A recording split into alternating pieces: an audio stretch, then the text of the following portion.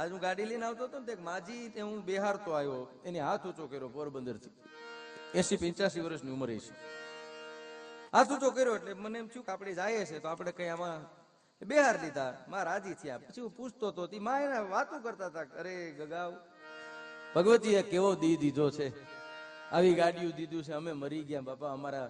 પછી મેં કીધું માં તમારા મને કે વાતું જવા દો, એ મિયાણી ના એ માજી હતા, મને એને કીધું મને કે મિયાણી થી હાલી અને પોરબંદર આખો ઘીનો ડબ્બો હું દેવા જતી, તેથી મને 1 રૂપિયો મળતો. કલ્પના કરો કેવું દુઃખ વેઠ્યું છે. હાલી અને પોરબંદર જાય ને આખો ઘીનો ડબ્બો દે, ત્યારે 1 રૂપિયો ઘીના ડબ્બાનો હાલીને જાતો તેથી માણસને 1 રૂપિયો મળતો. તો આ ધરતીના ચોકમાં તમે કલ્પના કરો, તેથી રૂપિયો આ દોયલો હોય છે, ગાડાના પૈડા જેવો કીધો હોય છે, એ તેદીની વાત છે. આજે તો લાખો રૂપિયા સાહેબ, કરોડો રૂપિયા માણસ આડોટતો થયો.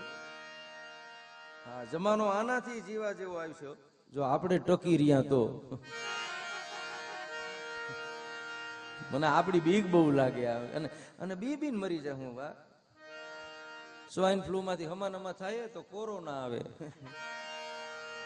કોરોના માંથી કઈક બીજું કઈક આવશે, નક્કી નથી થતું. પણ આમાં એનું કારણ છે કે માણસ જયારે માણસાઈના પગથિયા છે એ વળુટી જાય છે ને ત્યારે પરમાત્મા કઈક મોકલે છે. આવ્યો ક્યાંથી કોરોના? માણસ જયારે માણસાઈ, કોઈ પણ ફિલ્ડ નો માણસ છે, વાત તો તમે બધી જગ્યાએ કઈક એની જે હદ છે, એ હદ થી તમે છેટા વયા જાય ને. આપણે બધા આપણે બહુ ભૂખ લાગી હોય ને કોઈક હારા લાડવા કરે ને આપણે કહીએ ને ઓહો 5 લાડવા ખાધા મજા આવી, એ 5 લાડવાની મજા નથી, 5 લાડવે અટકી ગયા એની મજા છે. 5 લાડવે પોરો ખાઈ ગયા એની મજા છે, બાકી છઠ્ઠો ખાતો હોત ને તો એ 5 ને પાસા કાઢ હતી. માણસ આ દુનિયામાં કેટલા બધા દુઃખો, આજે આ બધું છે. તું સુરાથી સંતાતી ફરે અને દાતારથી રે દૂર, પંડિતની નહીં પાસે અને લોભીની હજુર. તો નકા ભાઈ આ 10 વર્ષથી માતાજીએ દયા કરી છે કલાકારોમાં છે, નકા મરી ગયા હો. હા, વિષ્ણુ ભગવાન ને લક્ષ્મીજી બે બેઠા હતા ને, મેં કલાકાર આવ્યા, કલાકારને આવતા જોયા ને એટલે વિષ્ણુ ભગવાન લક્ષ્મીજી સામે જોઈને કીધું કે મારો મોટો ભાઈ આવે. શું વાત છે માતાજી તમારા? હા, કે કલા જગતના ચોકમાં જેને દીધી છે ને એ મારાથી મોટો છે. એ કે તમારો મોટો ભાઈ છે? તો એ મારો જેઠ થાય. અને એની જે લાજ કાઢી અમારી સામે, આ તો હવે થોડીક છૂટછાટ થઈ એટલે જરીક ઊંચી કરી. આમ વિષ્ણુથી મોટા સાહેબ, એ પંડિતની નહીં તું પાસે, આવા પંડિતોની પાસે તું નથી, એનું લોભીની હજુર. મેં કીધું ને એનો જવાબ મળ્યો છે કે સુરા કરે રંડામણા, દાતાર વાપરી દે, પંડિતની ઘેર મોટી બેન એટલે એ લોભીને ઘેર રીએ. ગજબના લોભો. હા, એક બાપાને હમણાં શોટ લાગ્યો ને, તારા છોકરાએ લાકડીઓ મારીને દોયડું જ મુકાવી દીધું, તો બાપો પડ્યો કે જોતો મીટર કેટલું ફેર્યું.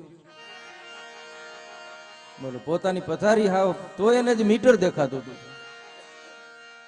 હા, જ કહેવાય ને, લોભની રીત હોય સાહેબ. હા, કરકસર જરૂરી છે. હાવ લોભ. અને હવેની પ્રજા નથી કરતી લોભ. બધા જુવાની એવી પાસે ને જીવે છે.